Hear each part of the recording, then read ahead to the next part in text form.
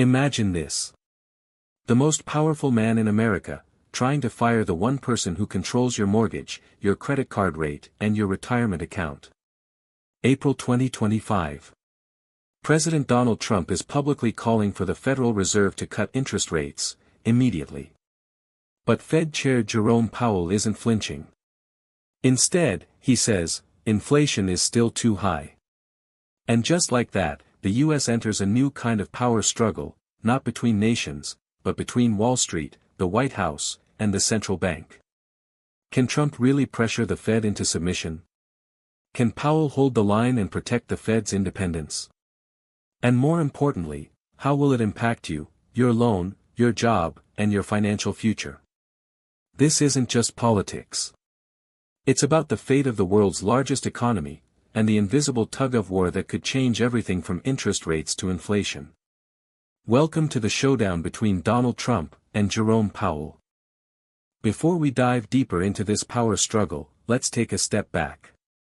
Because to understand what's really happening, you need to understand what the Fed is, what it does, and why it matters more than most people realize.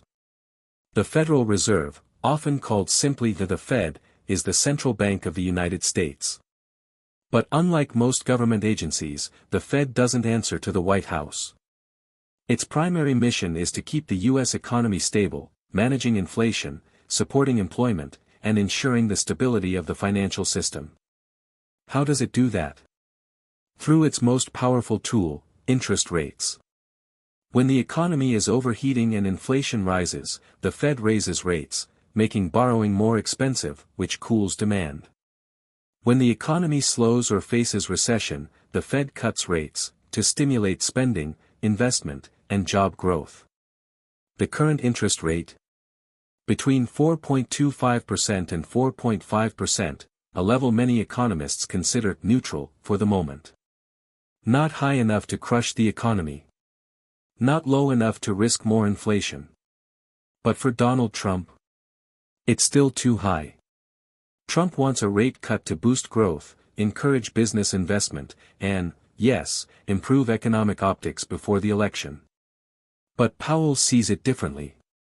He's watching inflation, especially after new tariffs raise prices on goods. And his job isn't to help any president win votes. His job is to protect the long-term economic health of the nation. That's why the Fed is designed to be independent. Not elected. Not reactive. And not subject to political pressure. Because history shows us, when politicians control the money printer, chaos usually follows. In fact, every modern economy that's collapsed, Argentina, Venezuela, Zimbabwe, started with leaders who overruled their central banks. It never ends well. So when Trump pushes Powell to slash rates for political gain, the question becomes more than economic. It becomes existential. Can America's central bank remain neutral in a hyperpolarized era? Or are we seeing the end of monetary independence? As the volume rises from the campaign trail and accusations fly across social media, Jerome Powell remains exactly who he has always been, measured, composed, and unshaken. At the April 16, 2025, FOMC press conference, Powell opened with a message that was simple, but razor-sharp: we do not place politics above data. We do not respond to pressure. He confirmed that the Federal Reserve would hold interest rates steady, between 4.25% and 4.5%, at least through the next quarter, citing inflation levels still running above the 2% target. Powell emphasized that key risks remain, including the upward pressure on prices caused by new tariffs introduced by the Trump administration. But it wasn't just the data that mattered, it was Powell's tone. When asked directly about Trump's threats to remove him, he simply stated, "We don't comment on political statements. We serve the American economy." These weren't just diplomatic words. They were a clear message, to the markets, to the White House, and to the world: the Fed will not bend. Powell knows the stakes. A central bank controlled by politics doesn't just lose credibility, it risks making fatal economic mistakes. History remembers the 1970s, when the Nixon White House leaned on the Fed to keep rates artificially low before the 1972 election. The result? A decade of runaway inflation. By standing firm, Powell isn't just protecting an institution, he's defending a principle, that monetary policy should be guided by data, not the election calendar. And he's not the first to carry that burden. Paul Volcker, Alan Greenspan, Ben Bernanke, they all faced moments of immense pressure. What set them apart? They didn't blink. And today, in 2025, Powell seems to be following that same path, quietly but resolutely anchoring the Fed's independence, even as the political storm swirls around him. Markets hate uncertainty. And what's unfolding between Trump and Powell? It's the definition of uncertainty. Following Trump's public attacks on the Federal Reserve and Powell's firm refusal to lower rates, the financial world responded, quickly and nervously. Bond yields surged. The 10-year Treasury spiked above 5% for the first time since early 2024, reflecting growing investor fears that the Fed might cave, or be compromised. Equities wobbled. Tech stocks fell hardest, with rate-sensitive sectors like real estate and banking showing sharp declines. Investors began repricing risk, not just economic, but political. And it wasn't just domestic. Around the world, central bankers, fund managers, and economists watched closely. Because the independence of the U.S. Federal Reserve doesn't just matter to America, it's a cornerstone of global financial stability. Emerging market currencies weakened. The dollar showed volatility. Oil prices spiked slightly amid speculation that geopolitical trade tensions could worsen inflation. Behind closed doors, investment firms issued memos urging caution. Several hedge funds began adjusting their models, not just for interest rate predictions, but for the risk of prolonged institutional instability. And all of this before the Fed even made a policy move. What markets are reacting to isn't policy. It's tone.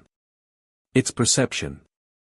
It's the fear that, if the Fed is no longer fully insulated from politics, then every economic decision becomes part of an election strategy. In short, Trump's words didn't just hit Powell. They hit Wall Street, Main Street, and the world economy in real time. It's one of the most searched questions of 2025, can the U.S. president fire the Fed chair? And the answer is, not exactly. The Federal Reserve Act states that the chair of the Fed can only be removed for cause. That doesn't mean political disagreement.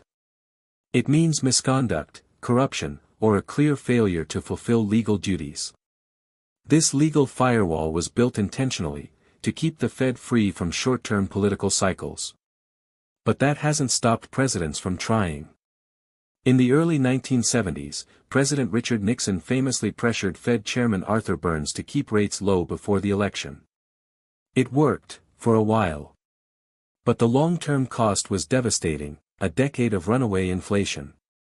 In the late 1980s, President Reagan disagreed with Paul Volcker's tight money policy. But he didn't remove him. Instead, Volcker finished his term, and preserved the Fed's hard-won credibility. Even Donald Trump, during his first term, repeatedly attacked Powell publicly. He reportedly asked his legal team whether he could demote or fire him. But in the end, Powell stayed, and even got reappointed by Joe Biden in 2022. Today, that same question is back. Could Trump, if re-elected, try again to push Powell out? And what would happen if he did?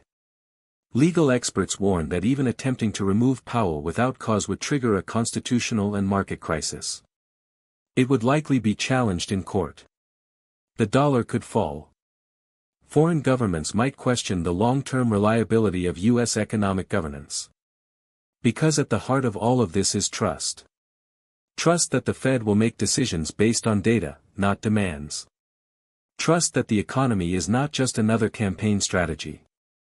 Remove that trust, and you shake the foundation of global finance. So where does this all go? In the short term, Jerome Powell is staying put.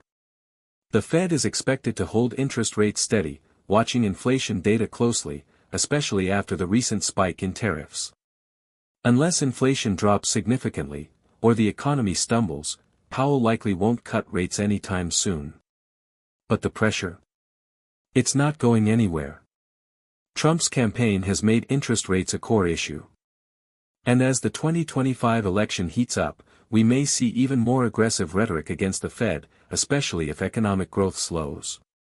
If Trump wins re-election, he'll likely appoint a new Fed chair in 2026, but the fight over Fed independence may not wait until then.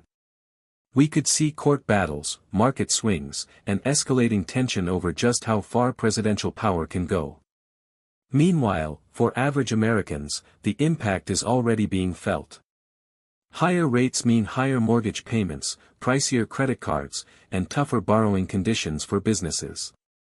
And if political instability spooks markets, it could mean volatility for your 401k, your job security, or the value of the dollar in your pocket.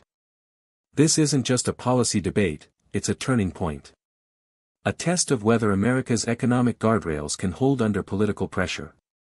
And maybe, just maybe, a reminder that the most powerful tool in the economy is not interest rates.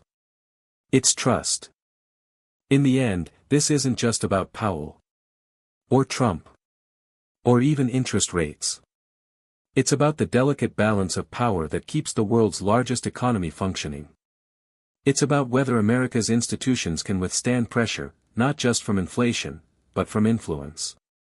The Federal Reserve wasn't built to win popularity contests.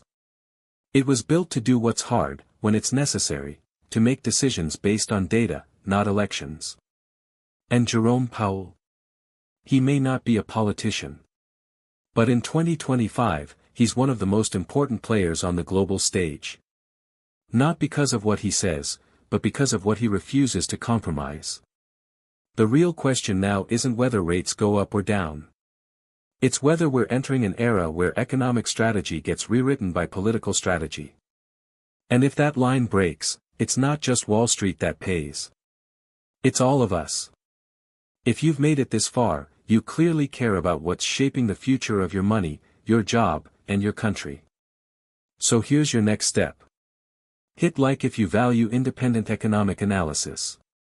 Subscribe for more in-depth breakdowns of global financial trends. Comment below, do you think the Fed should stand firm, or respond to the will of elected leaders? And most importantly, stay informed, stay curious, and stay grounded in facts, not fear. This is just the beginning.